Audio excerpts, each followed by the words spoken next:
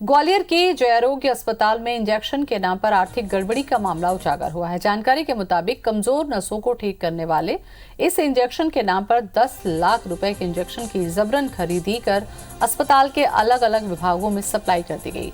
इसका खुलासा होते ही अस्पताल प्रबंधन ने जांच कमेटी का गठन कर दिया।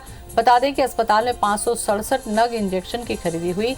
इसका नाम इंट्रावेनस इम्यूनोग्लोबुलिन है, लेकिन अस्पताल में 367 इंजेक्शनों का ही लेखा जोखा है। वहीं 150 इंजेक्शन सर्जरी विभाग, बर्न वार्ड और 50 इंजेक्शन दूसरे विभागों में सप्लाई की गई, लेकिन किसके डिमांड पर यह सप्लाई की गई इसका खुलासा नहीं हुआ।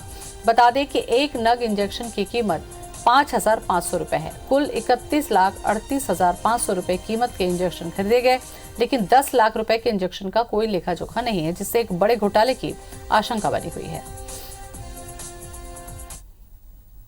एक शिकायत मिली कि कुछ दवाइयाँ खरीदी गई और उनका सही इस्तेमाल नहीं हुआ, तो मैंने 3 लोगों की एक जांच कमेटी बना दी है और जांच कमेटी को इंस्ट्रक्शन दिए हैं कि हर पहलू की माइनर से माइनर जांच करेगी और जैसे ही उसकी जांच रिपोर्ट आती है उसके बाद तय होगा यदि उसमें कुछ गलत हुआ है या किसी ने गलत किया है तो बिल्कुल तय है, दोषियों के खिलाफ कार्रवाई होगी। तो बिना डिमांड इंजेक्शन की खरीदी आखिर किसके कहने से की गई, इसके पीछे इंजेक्शन घोटाला की बात सामने आ रही है। जानकारी के मुताबिक कमजोर नसों को ठीक करने वाले इस इंजेक्शन के नाम पर 10 लाख रुपए के इंजेक्शन की जबरन खरीदी अस्पताल के अलग अलग विभागों में की गई और सप्लाई की गई। इसका खुलासा होते ही अस्पताल प्रबंधन ने जांच कमेटी का गठन कर दिया है। अस्पताल में 567 नग इंजेक्शन खरीदे गए। इसका नाम इंट्रावेनस इम्यूनोग्लोबुलिन है, लेकिन अस्पताल में 367 इंजेक्शनों का ही लेखा जोखा मिला। 150 इंजेक्शन सर्जरी विभाग और 50 इंजेक्शन दूसरे विभागों में सप्लाई किए गए, लेकिन किसकी डिमांड पर यह सप्लाई की गई इसका खुलासा नहीं हुआ।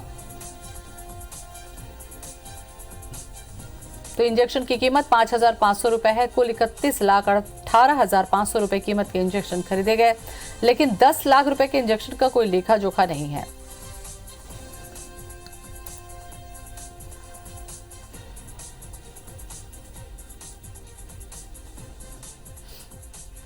और इसी खबर पर ज्यादा जानकारी के लिए हमारे साथ जुड़ रहे हैं हमारे संवाददाता नासिर गौरी। नासिर, मैं आपसे जानना चाहूंगी, सरकारी अस्पताल में कोई भी खरीदी बिना किसी कागजी कार्रवाई के, बिना दस्तावेज के, प्रमाणीकरण के नहीं होती। फिर इतनी बड़ी अगर कार्रवाई हुई है, खरीदी हुई है, बाकी का रिकॉर्ड नहीं है, तो जाहिर सी बात है कहीं ना कहीं घपला जरूर हुआ है, कोई घालमेल की आशंका है। देखिए, अगर बात करें ज्योति, तो ये पहला घोटाला नहीं है। ग्वालियर चंबल संभाग में का जो सबसे बड़ा अस्पताल है जयरोग अस्पताल, लगातार इस तरह के घोटाले सामने आते रहते हैं, लेकिन ये घोटाला जो है जयरोग अस्पताल समूह के जो अधीक्षक हैं RKS धाकड़, उनके सामने आया है, क्योंकि उन्होंने जब जो दवाइयों का हिसाब किताब चेक किया, जब स्टोर से चेक किया, तब पता चला कि सितंबर 2019 से 2020 के बीच में कई सारे इंजेक्शन खरीदे गए थे।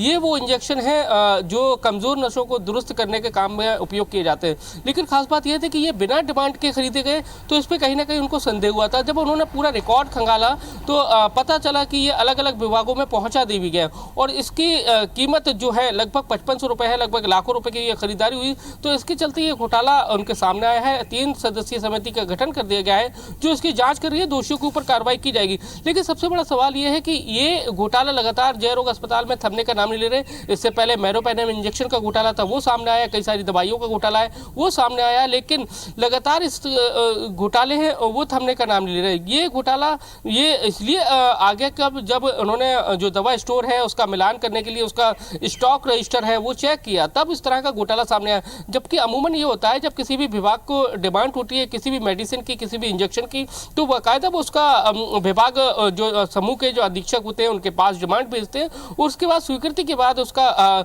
तय किया जाता है कि किस एजेंसी से खरीदना है, कौन सी एजेंसी उसकी सप्लाई करेगी, किस रेट पे सप्लाई करेगी। लेकिन ये जो इंजेक्शन है बिना किसी ऑर्डर के या बिना किसी उसके विभाग की मांग के खरीद लिए गए और फिर सप्लाई भी कर दिए गए और सप्लाई भी ऐसी जगह किए गए बताया गया। लेकिन मौजूदा जो स्थिति है वो ये है कि किसी भी विभाग में और कागजों में तो सप्लाई कर दी गई, लेकिन ऑफिशियली कहीं वास्तविक रूप में इसकी सप्लाई होती ही नहीं दिखाई दी। तो कहीं ना कहीं जयरोग अस्पताल समूह के जो अधीक्षक हैं RKS धाकड़, उनको लगता है कि ये बड़ा घोटाला है और उसके चलते चलते उन्होंने 3 सदस्यीय समिति है उसको गठित कर दिया है। वो अपनी जांच रिपोर्ट 1 हफ्ते में सौंपेगी और जिसके बाद पता चलेगा कि आखिर ये इंजेक्शन किसके कहने पर मंगाए गए थे और कौन कौन सी डिपार्टमेंट पे सप्लाई किए गए हैं, ये नहीं किए गए हैं, उसको लेकर एक विस्तृत जांच के ऑर्डर उन्होंने दे दिए हैं। चलिए, बहुत बहुत शुक्रिया नासिर।